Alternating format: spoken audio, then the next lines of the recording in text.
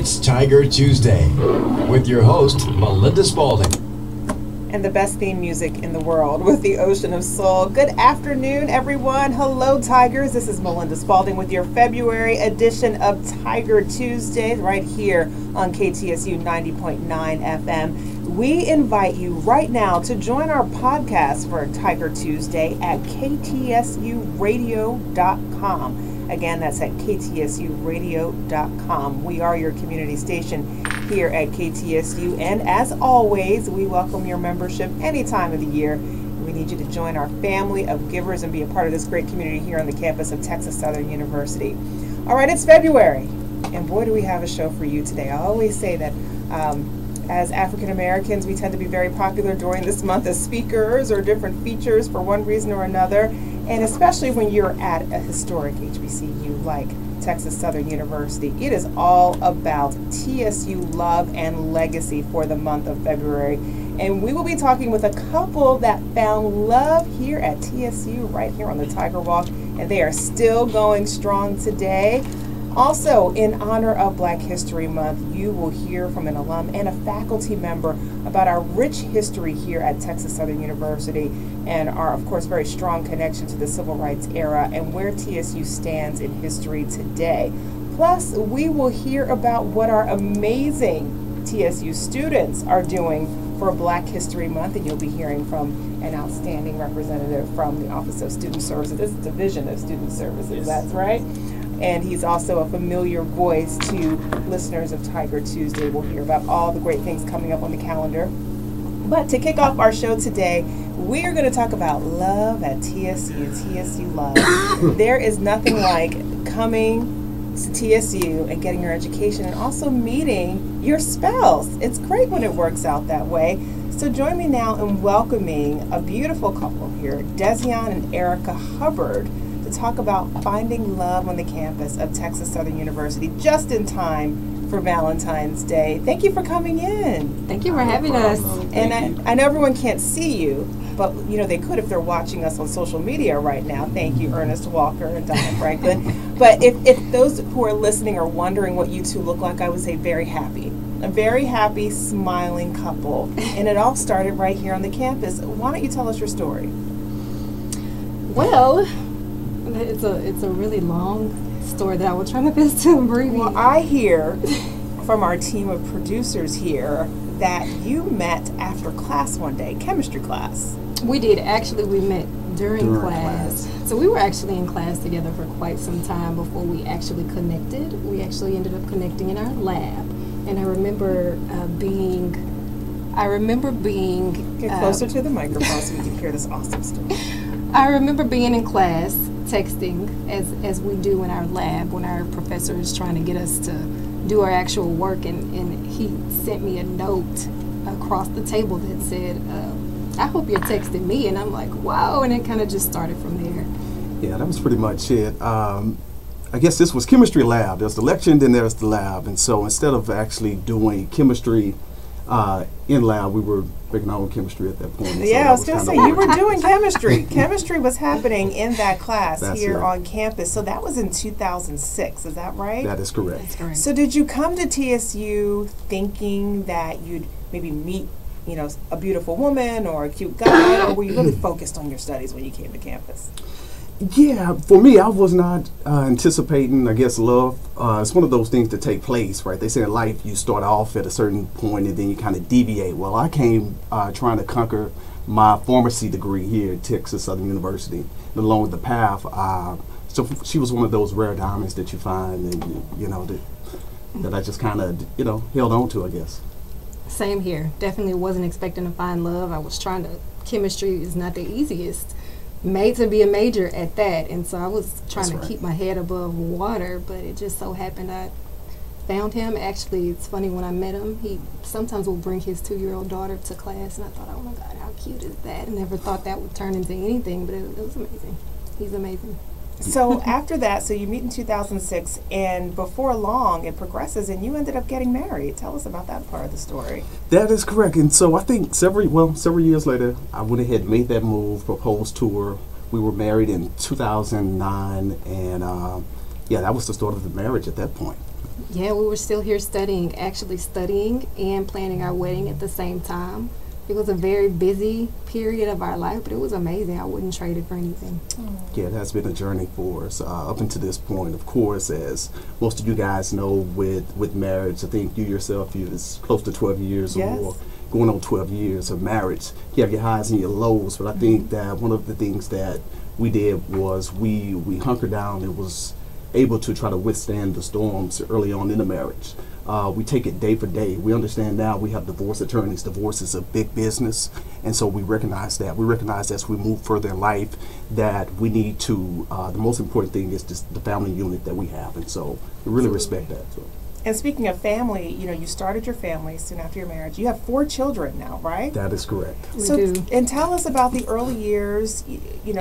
You had some complications with your pregnancy, but there's a reason for us sharing that story because TSU is tied in again because Absolutely. You came back and finished. So tell us about that. Absolutely, yes. I was explaining that I ended up changing my major from chemistry to psychology, so my tenure here was a little bit longer. That's okay, as long as you make it to the finish line. Yes, absolutely. But of course, we had our wedding while we were still here studying, and throughout the course of my pregnancy with our first, I actually ended up having complications and having to sit out because I was hospitalized. But eventually, of course, in the end, it all worked out. So we're happy about it. Yeah, I will say TSU have seen a lot of our life cycle. And so, of course, the marriage was born here at Texas Southern University. Our first child was born here at Texas Southern University. Our first business was born on the backs of, I couldn't find a job at the moment, and so we didn't make any excuses about work, and so we launched our cake business here at Texas Southern University right before graduation. And so a lot has come through Texas Southern University, and so. What kind? Oh, Dr. Franklin's like, what kind of cake? What kind of business? Talk about this bakery. The business, we own a business called This Little Cake of Mine, and we do all type of custom, great, glorious cakes. In the beginning, we were just trying to have a means of income, and so we got to a point to where we could create your headphones or pregnant bellies, all type of exquisite cakes and different things of that magnitude. After the birth of our last child, we kind of slowed down with that business because if you know anything about cakes, everybody's birthdays is on the weekends, and we kind of lost ourselves in the midst of that, and raising children had to scale back a little bit. But yeah, that business was born here at Texas Southern University as well. That is awesome. And how old are your children?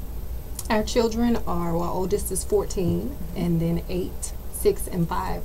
Just had a birthday this month. You're a little busy right now. Oh, yes. I totally understand that Very. season. The beautiful thing I think about your story is I know the message that a lot of people receive, I personally received it when I went off to college, is focus on your studies.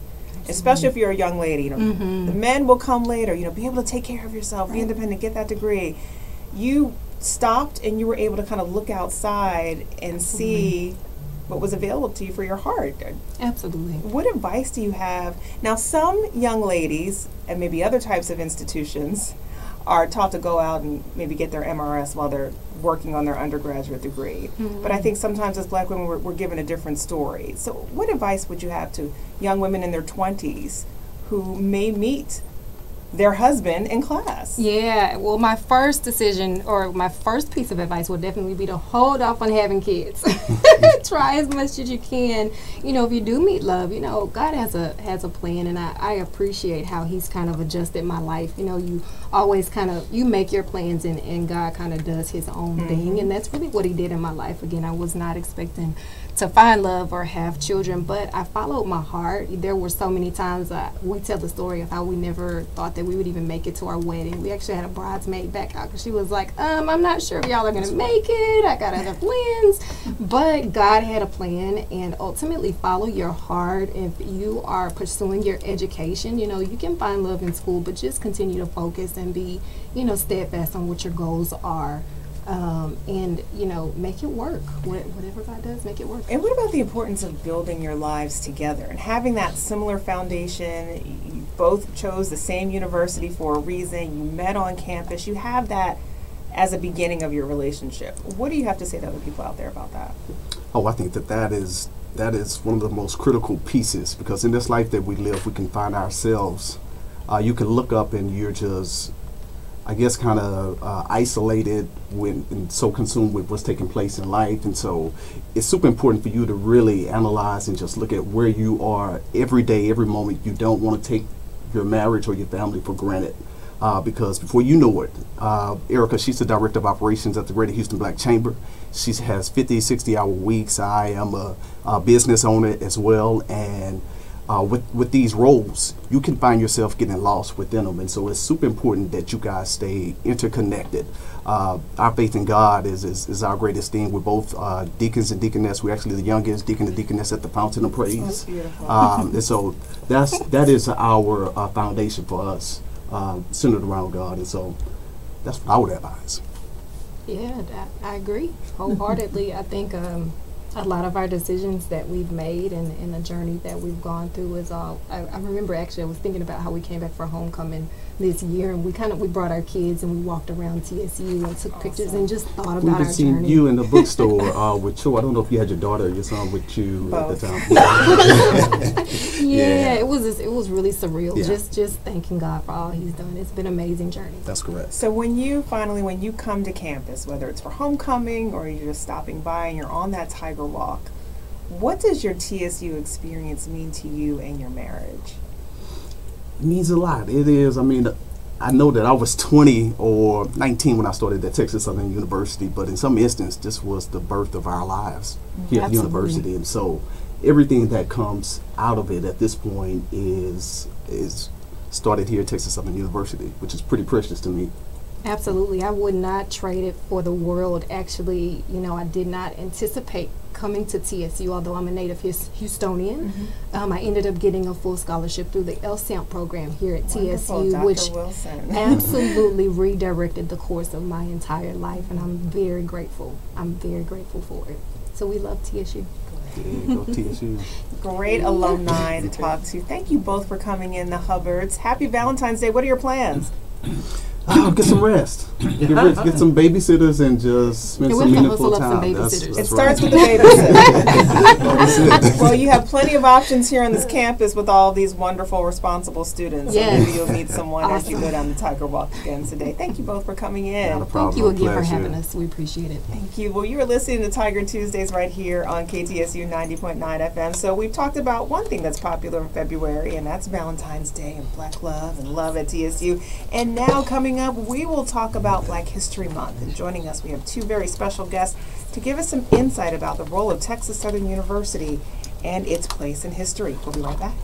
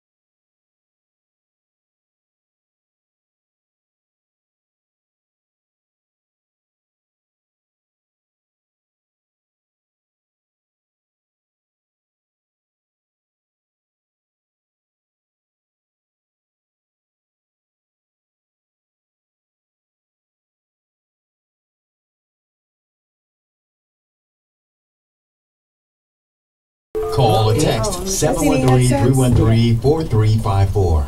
Welcome back to Tiger Tuesday with your host, Melinda Spaulding on KTSU. Is it too loud for you? Okay. I didn't know. Well, we are so excited to continue on with Tiger Tuesday for the month of February as we talk about Black History Month. In this segment, excuse me, it's going to be about TSU legacy, and we love to talk to our Texas Southern University alumni who are here in the community, and so many of our alumni have done so many distinguished and just amazing things for our city, for the university. And that brings us to our next guest, the Reverend Dr. Earl Allen, who is a 1960 TSU grad. He's been an ordained minister for 54 years. He currently serves as a consultant at Winter Methodist Church, United Methodist Church. And let me just get to the point. When I saw Reverend Allen walk in, I remembered that you did my premarital counseling 13 years ago, and you were an awesome teacher. Well, I appreciate that. And in addition to that, the reason why we wanted to have you here today also to talk about Black History Month, you've been active and you were involved in the civil rights movement in the 60s and the 70s and founder of a very successful organization, civil rights organization called Hope Development. We can find you in the libraries here on campus at Texas Southern University because of all of your accomplishments and your activities, particularly during the civil rights era. So let's just get right to it. Welcome, first of all. Welcome. Tell me, when you think about Black History Month and Texas Southern University, what are some of the thoughts that come to mind for you? Well, while I was here at TSU, 1959 and 60, we had our first sit-ins. There was a grocery store down the street from the school called Wine Gardens. It was a major, we'd call it a supermarket today. But we discovered that it was segregated.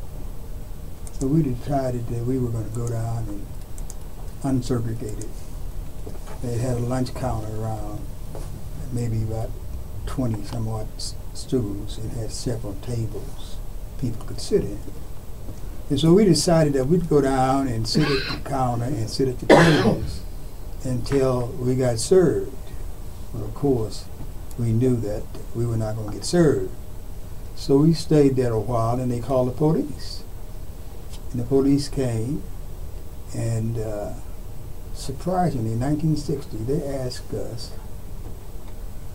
why were we there? We said, we want to get served. Oh, okay. They won't serve you? I said, no. So then he turned to the manager, the assistant manager, and said that they said they're not interrupting anything. I mean, really, we can't make them leave. And we all got surprised. Ooh, we don't have to leave? So the manager got real red, hot. And he started using some profound language. Get these in out of here. Get them out of here. They don't supposed to be in here. So I asked the question. I said, if we bought groceries in here, could we buy groceries? He said, oh yeah, you can do that. Well, why can we buy groceries, but yet we can't sit at the counter and eat something? Well, let's get out.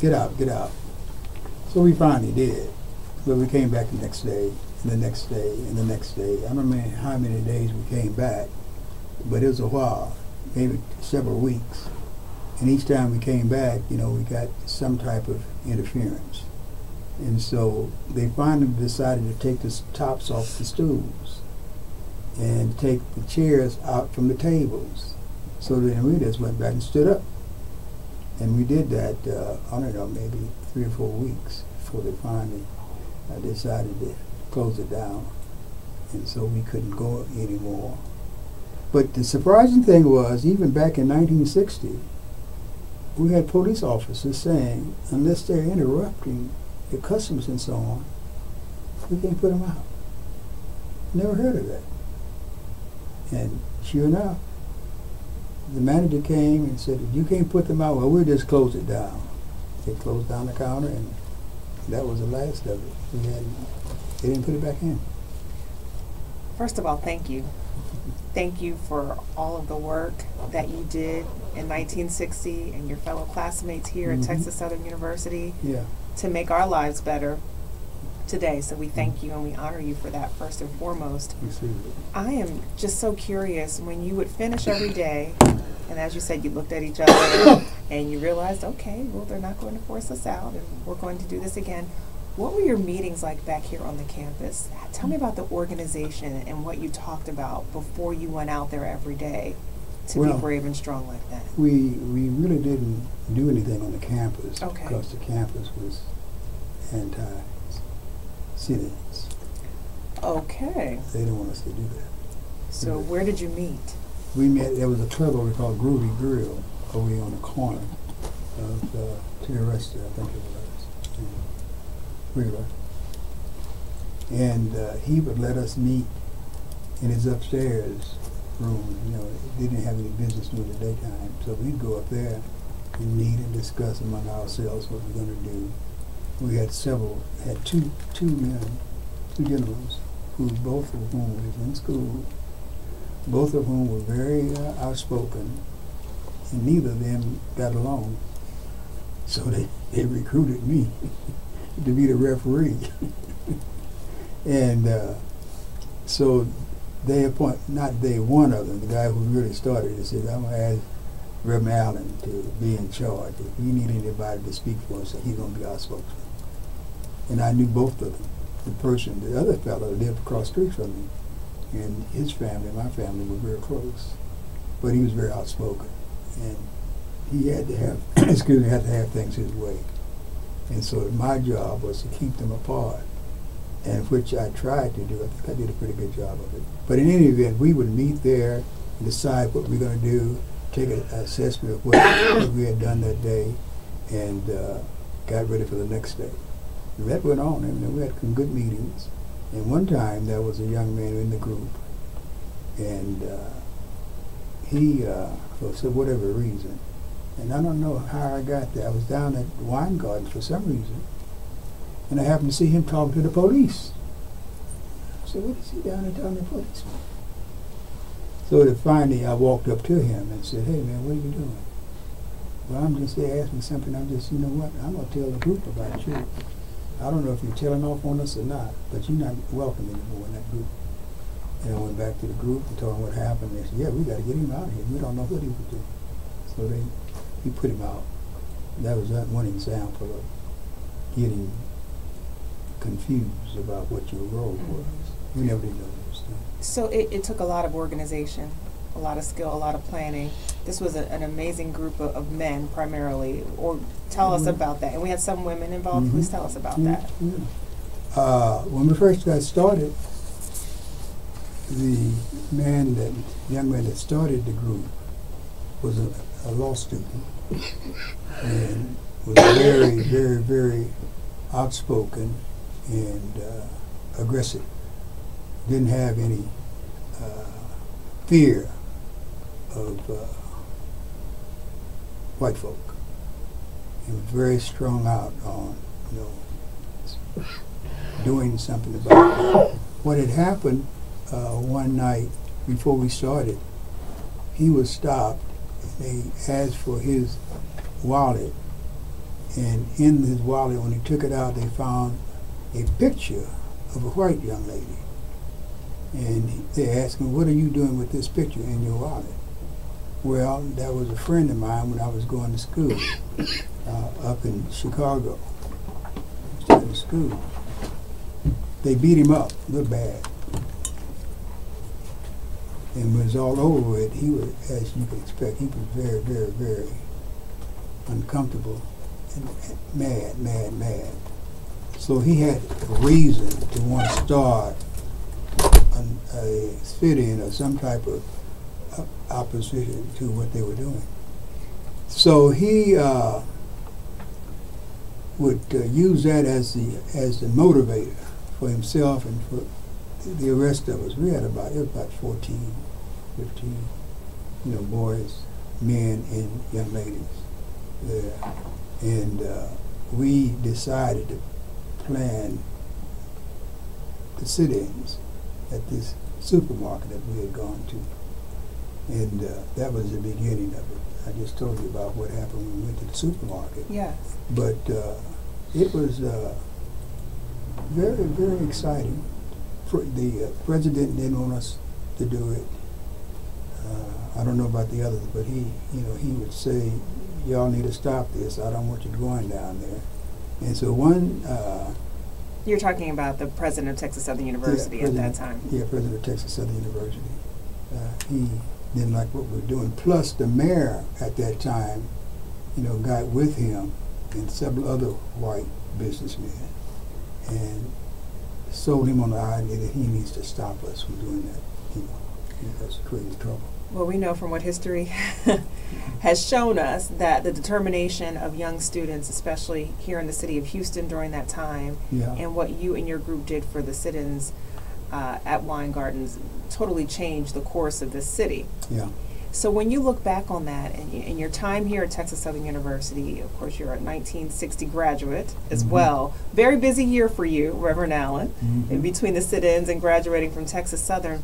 When you look back during this Black History Month or any time during your time here at TSU, how did the university and your studies and your life here shape the man that you are today?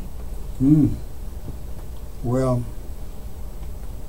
if talk to some of the professors back then, they said, "We wish you hadn't shaped it." But I say that it's given me the tenacity, the drive to want to change things. See, I was brought up in California, and everything there was integrated. And I had Mexicans, Chinese, Japanese, Caucasians, all of that type in school. So we didn't know anything about color. And when I grew up, I went out there when I was about 11 years old. I stayed there until I was about 19. So I graduated from high school and went 2 years of college out there. So I was exposed to integration and didn't understand when I came back to Texas, this segregation. I didn't understand that. What a contrast. Yeah, big contrast. And so I had to make an adjustment. I had to decide, go back to California or stay here. And I stayed here because I intended to go to law school. But while I was here, I had an experience. I call it the Damascus Road experience.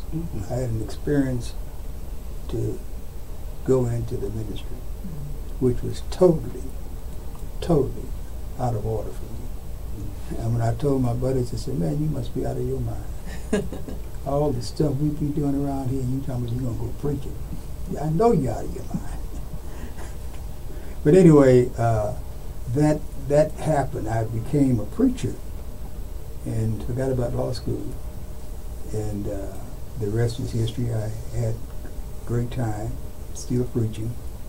And I owe all of that to Texas Southern because I grew up, after a change switch from being Earl Allen the playboy.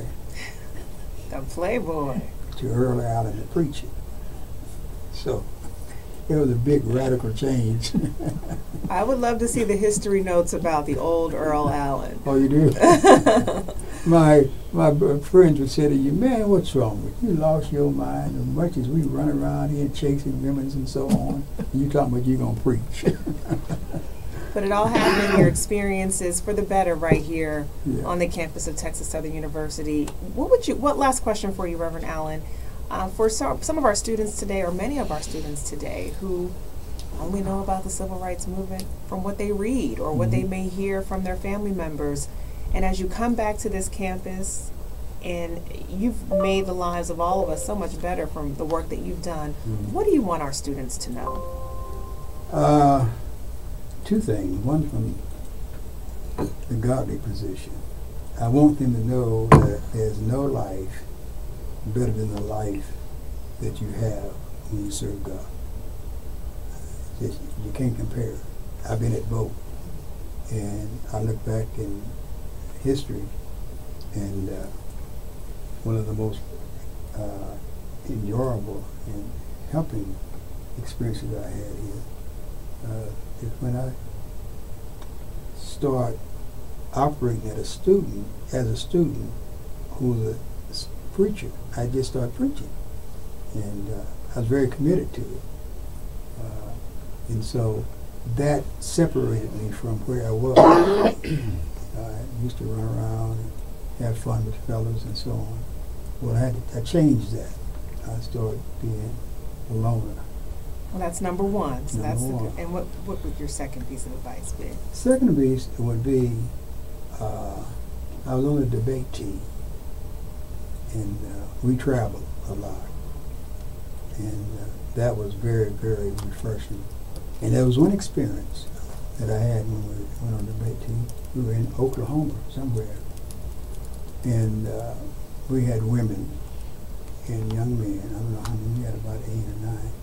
We were all in the same car, and we went to Ada, Oklahoma. Our team did, and we found out that Ada was not integrated, but I don't know why they allowed us to come and participate. And when we got there, it was almost dark, nighttime. And the young ladies found rooms, but they told us that we'd have to find some place to stay off campus because they didn't allow black men on campus. We would come and participate in the debate, but we couldn't stay on campus. So our teacher, our coach, do all of you know about Dr. Freeman? Oh, do we? We definitely know about Dr. Freeman. Dr. Freeman was our coach. And so we decided he's going to take us off campus and try to find some place. And he got the telephone book and started, I don't know if it was Yellow Page or what, but he started going through the book to find a black preacher. Now how he did this, we don't know, but he did. He found a black preacher. And we went to him and knocked on his door, and he came to the door and he said, well, he introduced himself. He said, come on in, come on in. And Dr. Freeman told him exactly what had happened. He says, listen, you fellas can stay here until you get through. My wife teaches school about 20 miles from here. She doesn't come home every evening.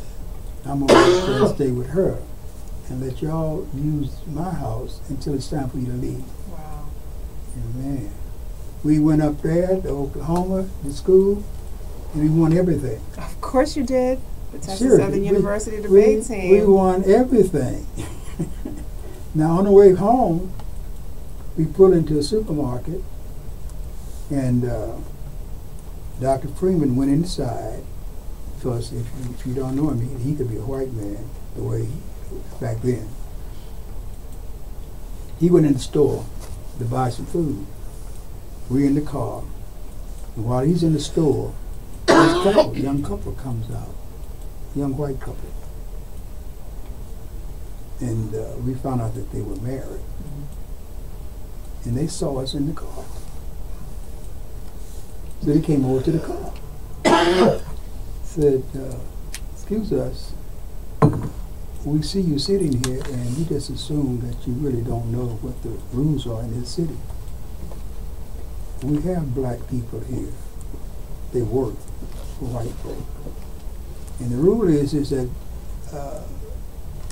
unless you have a job where you are stayed in, stay on premises, you cannot stay in town after dark. So I would advise you to leave. Dr. Freeman came out and we told him what had happened. He said, come on, let's go. We took off and headed back to Houston. And the rest is history. Dr. Earl Allen, thank you so much for sharing your memories. Thank you for everything that you've done here in our city to improve our city and our campus here at Texas Southern University. A very special 1960 graduate of Texas Southern University. Thank you so much for sharing your memories. Coming up on Tiger Tuesday, we'll hear more about the TSU legacy as we celebrate Black History Month. We'll be right back.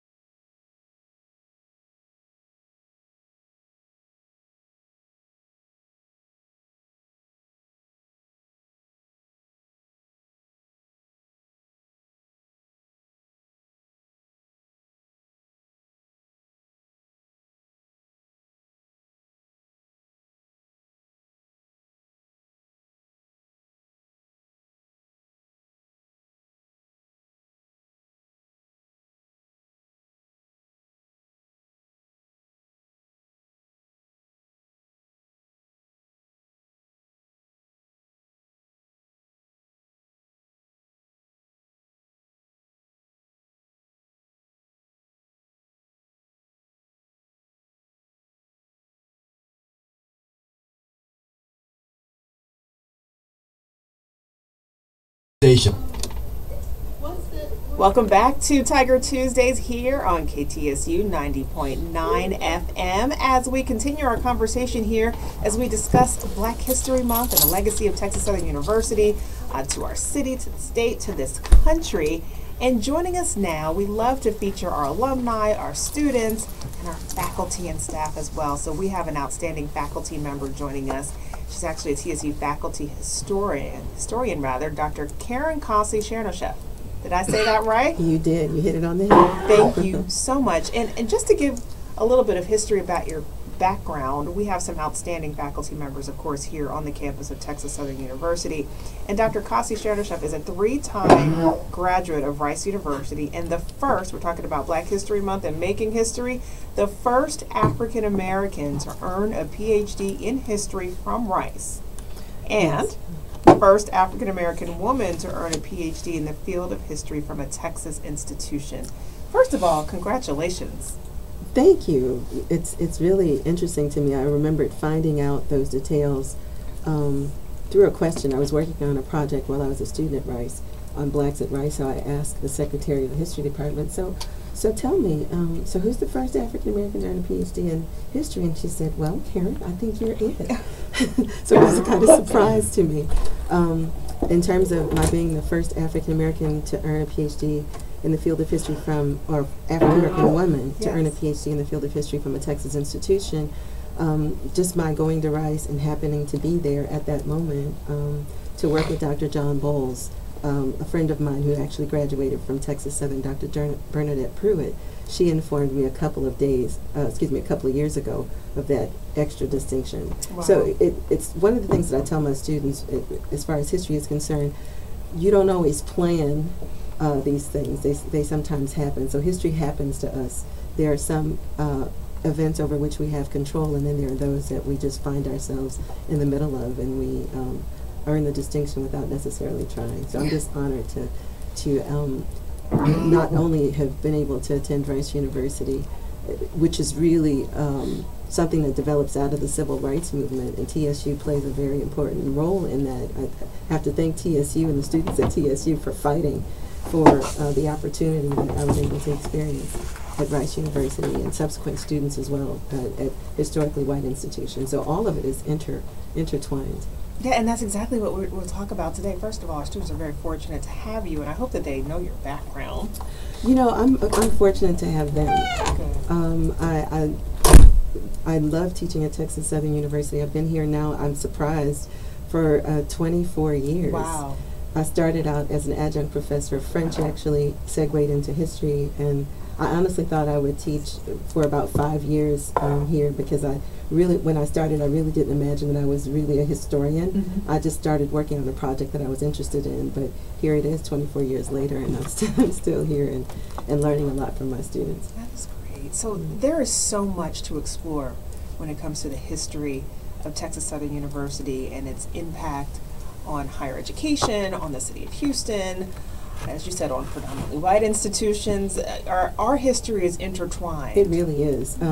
Even the students, I remember when I was a student at Rice, a lot of the African American students are on campus, or students of African descent, of course they wanted social activities, right? Mm-hmm. And so TSU became a place where they would go for parties. Not that that was the only thing that was going on at TSU, but they wanted cultural activities that were more focused on them as students of color, especially in the early years of Rice when there were far fewer students. Marriages, you had the couple on earlier, so folks might come across come across Maine so they could meet somebody to marry. So there's so many ways that the two institutions have been connected.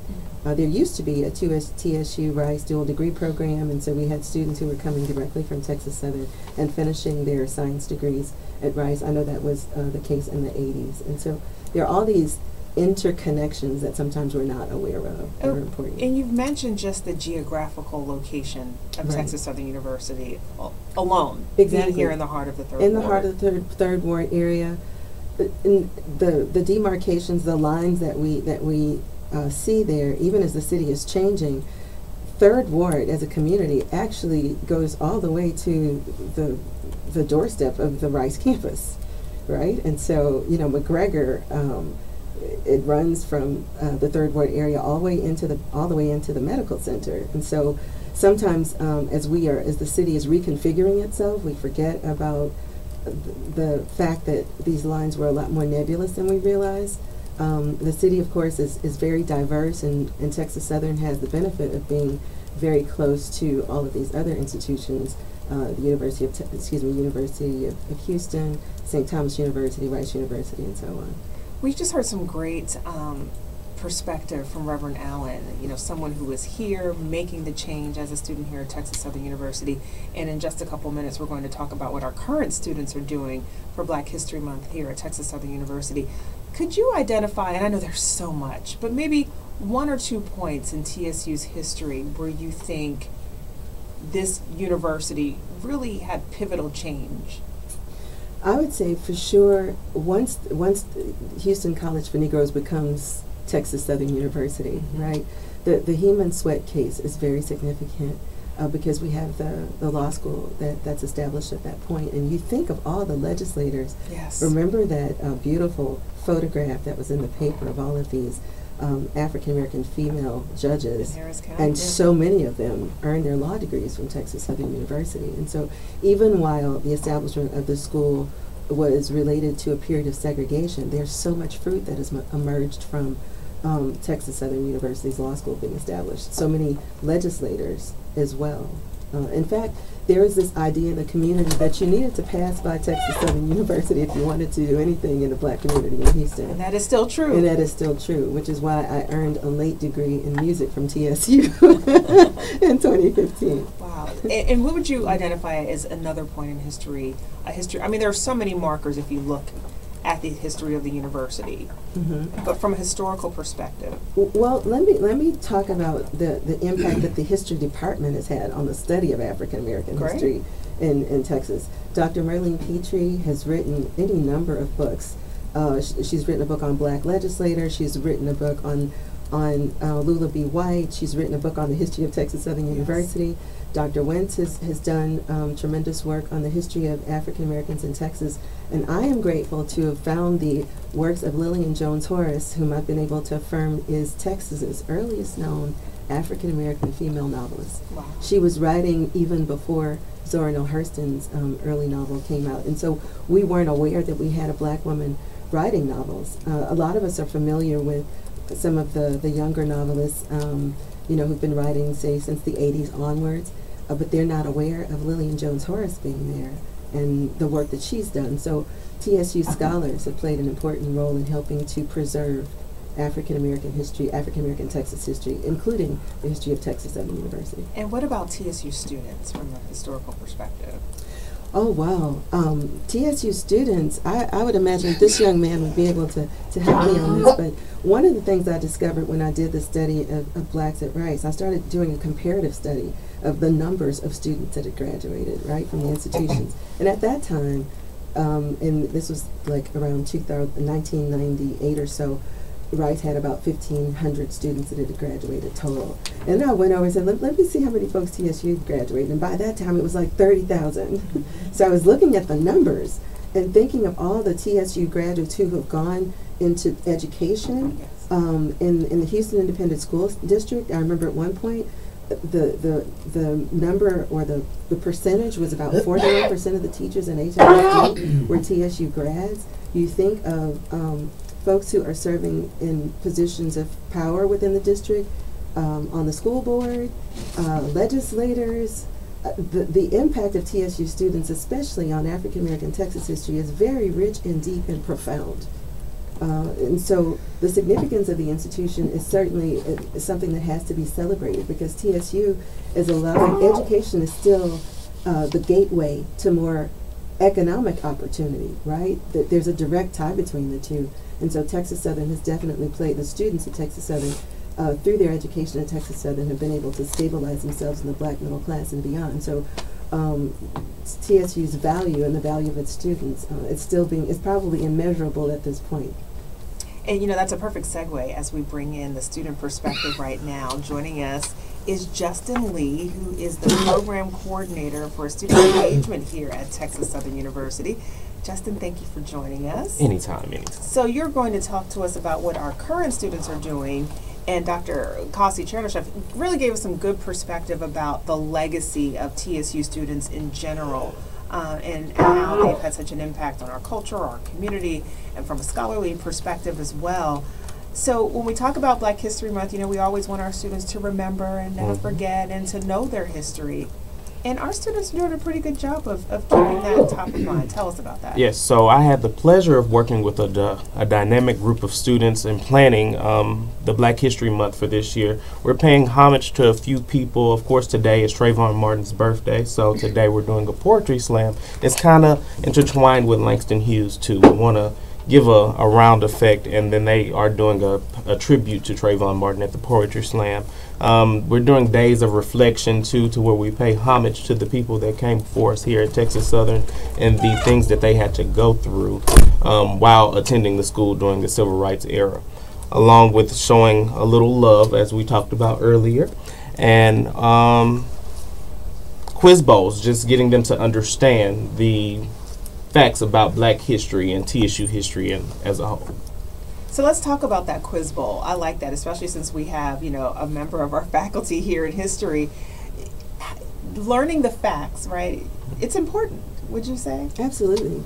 Yeah, the facts are significant to understanding not only what happened in the past, but what's happening now, what's going to happen, what you can anticipate happening in the future. So yeah, getting those facts down is very important. All right, and Justin, what else do you have going on for the schedule? So we also have a Step, Stroll, and Hop event, which is an event that's not for Greeks, but for the people to understand where step, strolling, and hopping originated from. Black disparities within Black and white juveniles, along with bringing juvenile justice to campus to get a feel of what Texas Southern is like every Friday, along with Soul Food Thursdays. Of course, we have to eat, so the cafeteria will be providing us with great food on every Thursday of the month. And art expos showing off our students' art, and Apollo Night as well.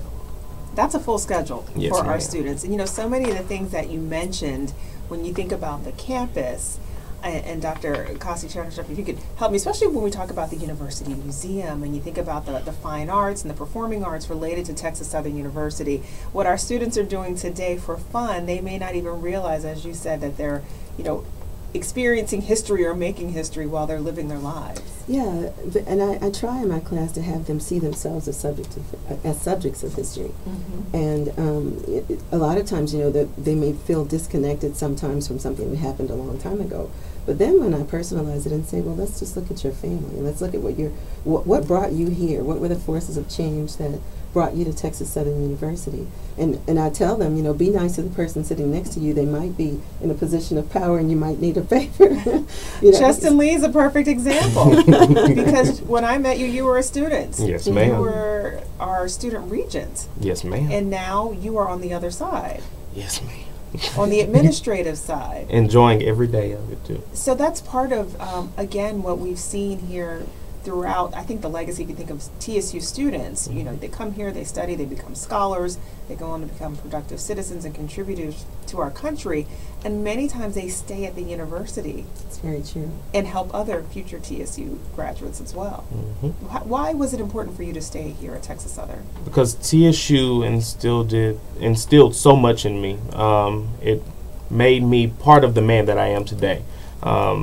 So I feel like giving back to the institution that gave so much to me is the number one priority at the moment. Very good, and I think that's something that a lot of people will be proud of and could agree with.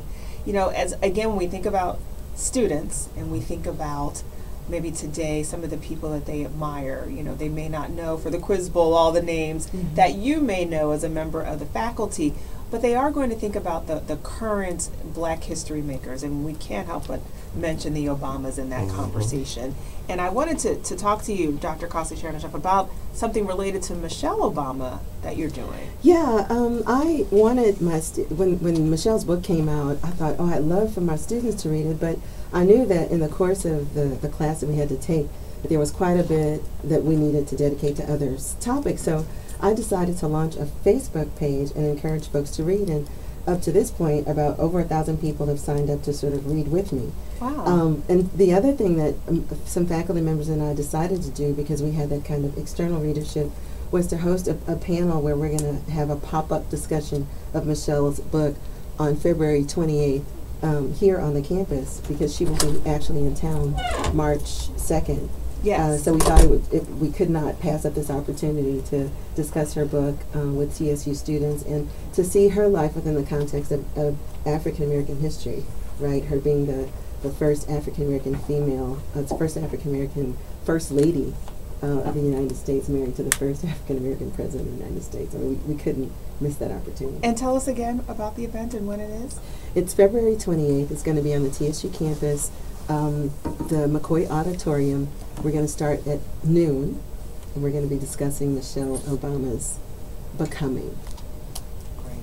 And we know a lot of our students are becoming the person that they hope to be at this early stage in their lives as they're coming through the campus of Texas Southern University. And Justin, as we wrap up with you from a student perspective, what would be your wish for our students here at TSU for their Black History Month experience through student services? What do you want them to get out of it? Of course, everything here at Texas Southern is about education, because that's our number one goal, is to educate the students. So for them to get the education out of the event, even though it is a fun side to most of them, getting the educational fact out of it will be something that I will hope that the students understand. Well, it looks like we have a great month of activities here on the campus of Texas Southern University. And thank you again, both of you, for coming in and sharing your different perspectives. So much history, and history being made every day. And history being made right here at KTSU as well. We could have a whole segment with our general manager, Ernest Walker, about the history of just this very radio station. He's nodding in agreement, right? And, you know, perhaps we should do something about that for Black History Month, if you aren't already. Some vignettes about the history of KTSU. All right, you've already got it. All right. Well, thank you all for joining us for this edition for February's Tiger Tuesday. We will be back here in March, first Tuesday of every month, as we talk about all the great things happening here on the campus of Texas Southern University. Have a great afternoon.